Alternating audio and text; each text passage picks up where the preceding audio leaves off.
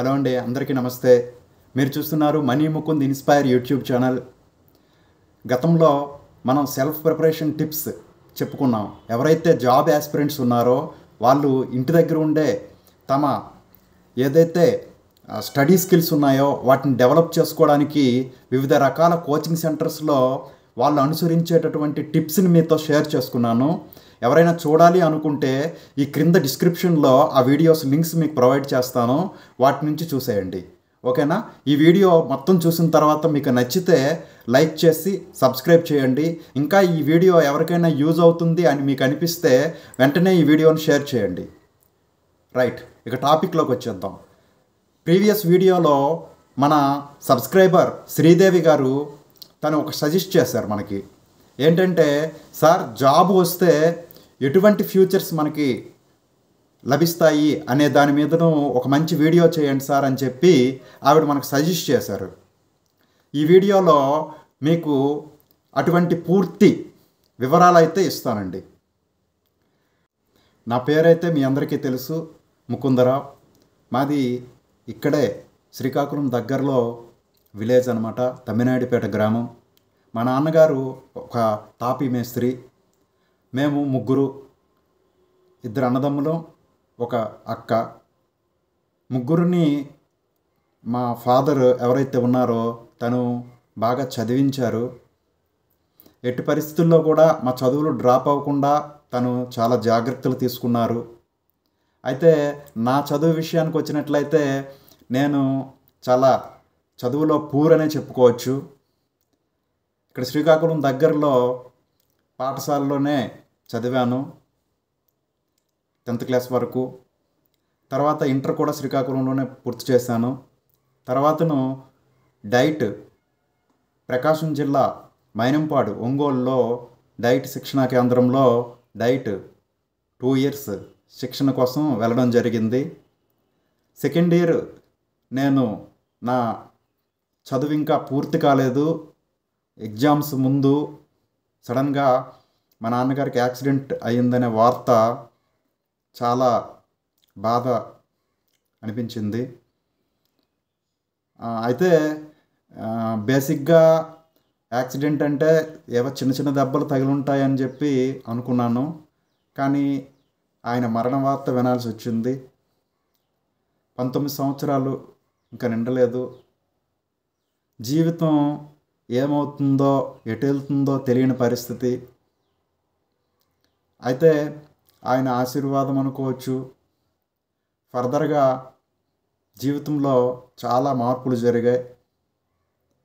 దీంట్లో నేను ఎప్పుడూ కూడా భగవంతుడు సందేశమో లేదా మా నాన్నగారి సందేశమో తెలియదు, కానీ ఇప్పుడు ఏ విధంగా అయితే డిఎస్సి ఆస్పిరెంట్స్ ఇబ్బందులు పడ్డారో 2008 ముందు కూడా చాలా సంవత్సరాలు, ఇంచుమించు 2 years అనమాట. ఇప్పుడు అంత కాకపోయినా ఒక 2 సంవత్సరాలు డిఎస్సి ఉంటుందని ఉండదని చాలా రకాలైనటువంటి అపోహలు, వార్తలు దీని మీద వచ్చేవి. ఏం చేయాలో అర్థం అయ్యేది కాదు. చదువు చూస్తే అంతంత మాత్రమే ఉండేది. అప్పుడు ఎలాగైనా ఉద్యోగం సాధించాలి అనే నిర్ణయం తీసుకున్నాను. దీనిలో భాగంగా మా ఊర్లో నుంచి ఆర్మీ సెలక్షన్స్కి వెళ్తుంటే ఆ ప్రయత్నం చేశాను. అయితే అప్పుడు కొంచెం చాలా బాగా సన్నగా ఉండడం వల్ల నాకు ఆర్మీ జాబ్ అయితే సెలెక్ట్ కాలేదు. కాకపోతే ఫిజికల్గా కొంతవరకు మా అమ్మగారు ప్రోత్సాహంతో ఫిజికల్గా అయితే నేను బలంగా ఉండాలి అని చెప్పి నిర్ణయం తీసుకున్నాను. ఆ నిర్ణయం తీసుకున్న తర్వాతను కొంచెం ఫిజికల్గా నన్ను నేను మార్చుకున్నాను. తర్వాత ఆంధ్రప్రదేశ్లో కానిస్టేబుల్ రిక్రూట్మెంట్ జరిగింది. ఆ కానిస్టేబుల్ రిక్రూట్మెంట్లో భగవంతుని దయ వల్ల, నా తండ్రి ఆశీస్సుల వలన కానిస్టేబుల్ ఉద్యోగం అయితే పొందడం జరిగింది. తర్వాతను డిఎస్సి కూడా ఇంచుమించుగా అప్పుడు ఎలక్షన్ వల్ల 6 months పోస్ట్పోన్ అయింది. 6 నెలలు. 2008 డిసెంబర్లో నోటిఫికేషన్ వేసిన తర్వాతను 6 months తర్వాత ఎగ్జామ్ కండక్ట్ చేస్తారో చెయ్యరో తెలియని పరిస్థితుల్లో ఎగ్జామ్ అయితే పూర్తయింది. నేను ప్రీవియస్గా కానిస్టేబుల్గా సెలెక్ట్ అయి ఉండడం వల్ల కాన్ఫిడెంట్గా, ధైర్యంగా మా జిల్లాలోనే జనరల్గా శ్రీకాకుళం వాళ్ళు అప్పుడు ఎక్కువగా నాన్ లోకల్కి ప్రయారిటీ ఇచ్చేవాళ్ళు. నేను ముందుగుండా తీసుకున్న ఒక మంచి నిర్ణయం వల్ల ఇక్కడే రాయాలి అని చెప్పి నిర్ణయించుకొని రాయడం జరిగింది. Thank God. మళ్ళీ సెకండరీ గ్రేడ్ ఉపాధ్యాయుడిగా నేను నియామకం పొందాను. పలాస మండలం పాత జగద్దేవపురం అనే ప్రాంతంలో నాకు ఫస్ట్ అపాయింట్మెంట్ రావడం జరిగింది.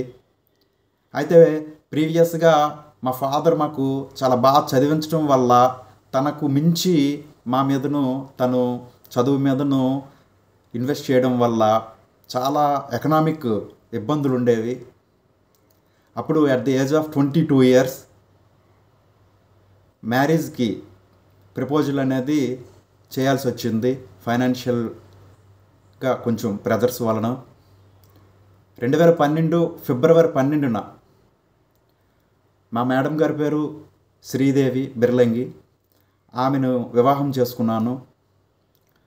తర్వాత ఈ ఉద్యోగం వల్ల సమాజంలో ఎంతో వాల్యూ అయితే పెరిగిందండి. అంతేకాదు ఫైనాన్షియల్గా కూడా చాలా ఇంప్రూవ్మెంట్స్ జరిగాయి నా లైఫ్లో. ఇండివిజువల్గా నేను ఈ 15 yearsలో ఇల్లు కట్టుకున్నాను, డబల్ బెడ్రూమ్ హౌస్ కట్టుకున్నాను. దీంతో పాటుగా నాకు 2 పిల్లలు. పెద్ద అబ్బాయి పేరు జ్ఞాన వివేక్, చిన్న అబ్బాయి పేరు తనుష్. ఈ ఇద్దరు కూడా చిన్న వయసులో మ్యారేజ్ చేసుకోవడం వల్ల వాళ్ళు కూడా చదువులు, ఎడ్యుకేషన్ పెరుగుతూ వస్తుంది. వీటన్నింటినీ కూడా ఇంత సులువుగా అధిగమిస్తున్నామంటే దానికి కారణం టీచర్ జాబ్. దీంతో పాటుగా 2016లోనే ఇల్లు కట్టుకోవడం, తర్వాత క్రమంలో కారు కూడా తీసుకున్నాను. తర్వాత క్రమంలో మా మిస్సెస్ 2018 డిఎస్సి మిస్ అయిన తర్వాతను ఖాళీగా ఉండేదానికంటే ఏదైనా చేస్తే బాగుంటుందని చెప్పి ఒక నర్సరీ కూడా పెట్టామండి. తను ఇంటి దగ్గర ఉండి ఆ బాధ్యతలు చూసుకునేవాళ్ళు. ప్రజెంట్ అయితే ఆమె కూడా మీలాగే సెల్ఫ్ ప్రిపరేషన్ చేస్తున్నారు 2025 డిఎస్సి గురించి. ఒక రోజున నా జీవితం ఏమవుతుంది అనే పరిస్థితి నుంచి ఈ ఉద్యోగం నాకు ఉండటం వల్ల, ఈ ఉద్యోగాన్ని సంపాదించడం వల్ల నా జీవితం అద్భుతంగా మారింది. మరందరికో వెలుగులనిచ్చే విధంగా నా జీవితం రూపొందింది. మరి అందరికో మార్గదర్శకంగా కూడా నిలబడుతున్నాను. అందుకే మీరు క్యాప్షన్ చూసినట్లయితే మాస్టారు మనీ స్టార్గా మారాడని చెప్పి పెట్టాను. నేనే కాదండి, రియల్గా మాస్టార్స్ ఎవరైతే ఉన్నారో వీళ్ళందరూ కూడా real stars, real mega stars. ఎందుకంటే ఇక్కడ మనీ స్టార్, మనీ అంటే నాట్ ఓన్లీ డబ్బు. మనం సమాజంలో ఒక గురువుగా ఎప్పుడైతే రావడం జరిగిందో వెంటనే మనకి డబ్బుతో పాటుగా గౌరవము, మర్యాదలు, వాటికి విలువ కట్టలేనంతటువంటి విలువ వస్తుంది. కేవలం ఉపాధ్యాయ వృత్తికి ఆ యొక్క ప్రత్యేకత అయితే ఉంది. ఎవరు కూడా దీనిని కాదనలేరు. సీఎం కానించి పిఎం వరకు ఎవరైనా కూడా టీచర్ వృత్తిని క్రిటిసైజ్ చేయడానికి అవకాశం లేదు. అంతేకాదు మనకి ఇక్కడ ఇంకా శాలరీస్ అయితే ఫారిన్ కంట్రీస్తో పోల్చుకుంటే చాలా తక్కువే. మీరు చదివి ఉంటారు. అక్కడ అడ్మినిస్ట్రేటివ్ విభాగాల్లో కూడా ఉపాధ్యాయులే ఉండే స్థితిగతులు అక్కడ ఉన్నాయి. ఎందుకంటే మేధావి వర్గం. అటువంటి వర్గంలోకి మీరు రావాలని ఎంపిక చేసుకున్నారు. కానీ దురదృష్టవశాత్తు ఈ ప్రభుత్వాలు ఏదైతే ఉన్నాయో వాళ్ళ రాజకీయ లబ్ధి కోసం ఈ ఉపాధ్యాయ రిక్రూట్మెంట్లు అనేవి చేయలేదు. గత 5 ఏళ్ళుగా ఇంచుమించుగా ఇది ఒక 2 years, మొత్తం 7 yearsగా రిక్రూట్మెంట్ లేదు. అయినప్పటికీ కూడా ఈ సంవత్సరం తొలి సంతకం వలన ఖచ్చితంగా ఈ నెలలో నోటిఫికేషన్ అయితే రాబోతుంది. మీరందరూ కూడా సన్నద్ధం అవ్వండి. నేను మీకు అవసరమైనటువంటి ప్రతి కాన్సెప్ట్ని వివరించే ప్రయత్నం చేస్తాను. ఈ సమాజం మనం గెలవాలి. ఈ సమాజాన్ని మనం గెలవాలి అంటే ముందుగా మనల్ని మనం గెలుచుకోవాలి. ఈరోజు బాహ్య పరిస్థితులు ఎలా ఉన్నప్పటికీ కేవలం ఆత్మవిశ్వాసంతో మీరు తీసుకున్న ఒకే ఒక్క నిర్ణయం మీ జీవితాన్ని మారుస్తుంది. దయచేసి ఇప్పుడు ఉన్న తక్కువ సమయంలో ఒకవేళ నోటిఫికేషన్ పడి 45 to 60 days కానీ మీకు కాల పరిమితి ఇచ్చినట్లయితే ఈ షార్ట్ పీరియడ్లో కోచింగ్ సెంటర్స్ వెనుక పరిగెత్తే ప్రయత్నాలు అయితే మానుకోండి. కోచింగ్ సెంటర్స్ ఎప్పుడు తీసుకోవాలి, కోచింగ్ ఎప్పుడు తీసుకోవాలి అంటే బిఫోర్ నోటిఫికేషన్ కోచింగ్ కంప్లీట్ చేసి వచ్చి ప్రిపేర్ అయ్యే విధంగా ఉన్నప్పుడు మాత్రమే కోచింగ్ సెంటర్స్ని సెలెక్ట్ చేసుకోవాలి. ఇప్పుడు ఇంకా మీరు అటువంటి ప్రయత్నాలు మానుకోండి. నా వంతుగా మీరు సెల్ఫ్ ప్రిపేర్ అవ్వడానికి కావలసినటువంటి మోటివేషన్ అవ్వచ్చు, లేదా సైకాలజీలో మీరు మైండ్ ట్యూనింగ్ పాయింట్స్ అంటే మీకు ఏ విధంగా అర్థమవుతుంది కాన్సెప్ట్ అనే దాని గురించి డిఫికల్ట్ టాపిక్స్ ఏవైతే ఉన్నాయో వాటి గురించి వివరించే ప్రయత్నం చేస్తాను. నా వీడియోస్ని అయితే మీరు లైక్ చేసి సబ్స్క్రైబ్ చేసుకొని మీ ఫ్రెండ్స్ ఎవరైతే ఉన్నారో వాళ్ళకు కూడా కేవలం ఈ విద్యారంగానికి సంబంధించినవే కాకుండా ఈ 15 yearsలో నాకు ఒక 10 years మార్కెటింగ్ బిజినెస్ మీద కూడా ప్లస్ పర్సనాలిటీ ప్లస్ నేను బేసిక్గా ఎడ్యుకేషన్లో కూడా diploma in psychology, PG psychology complete చేయడం జరిగింది.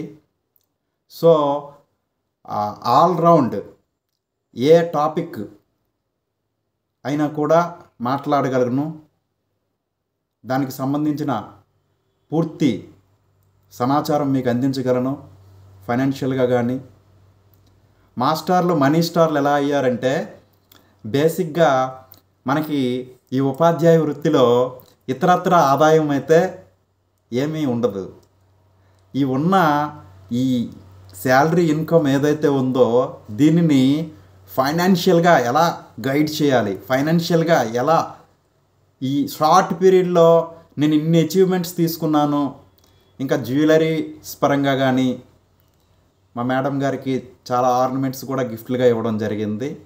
ఒకటి కాదు, చాలా చాలా విషయాల్లో జీవితం మెరుగైంది. మీ అందరికీ కూడా ఇదే విధంగా జీవితం అద్భుతంగా తయారవ్వాలని, మీరందరూ మున్ముందు అనేక రంగాల్లో రాణించాలని మనస్ఫూర్తిగా కోరుకుంటూ సెలవు తీసుకుంటున్నాను. Thank you so much. Love you all.